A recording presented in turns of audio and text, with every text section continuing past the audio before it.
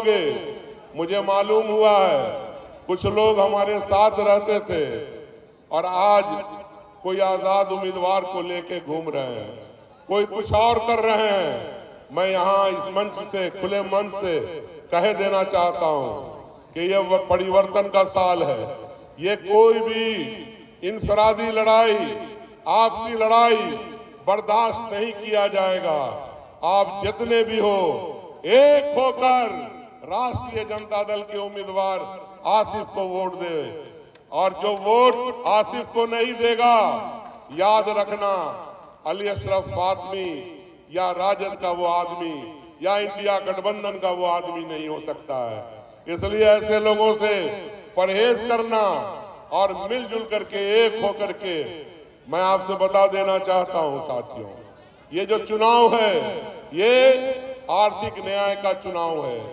जो 15 साल लालू प्रसाद और राबड़ी देवी की हुकूमत रही, उसमें गरीबों को न्याय मिला।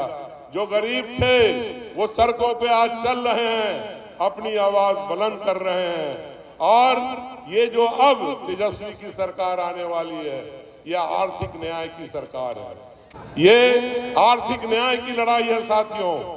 आज हमारी पार्टी ने कहा है, इंडिया गठबंधन ने फैसला किया है कि हमारी सरकार बनी तो हम 2500 रुपया प्रति माह हम महिलाओं को उसके खाते में डालने का काम करेंगे साथियों। हमने ऐलान किया है कि 500 रुपए में गैस सिलेंडर आपको मिलेगा। हमने ऐलान किया है वृद्धावस्था पेंशन बढ़ा करके 1500 करेंगे।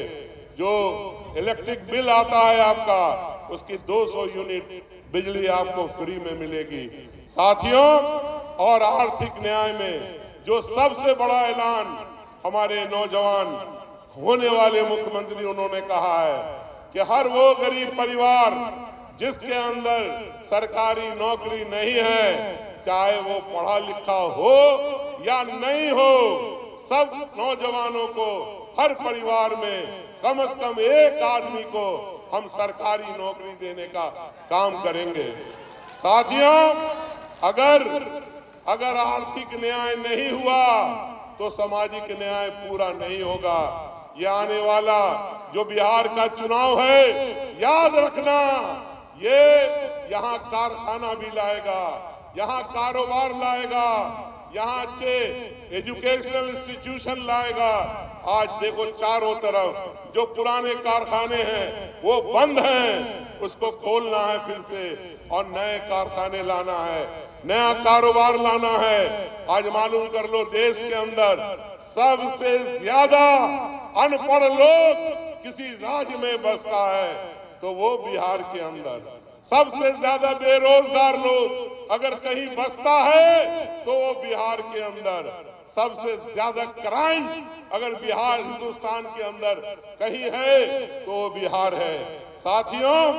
सबसे कम कारखाना अगर बिहार हिंदुस्तान के अंदर कहीं है तो वो बिहार के अंदर है। इन सारे कामों, इन सारे दिशाओं में काम होगा।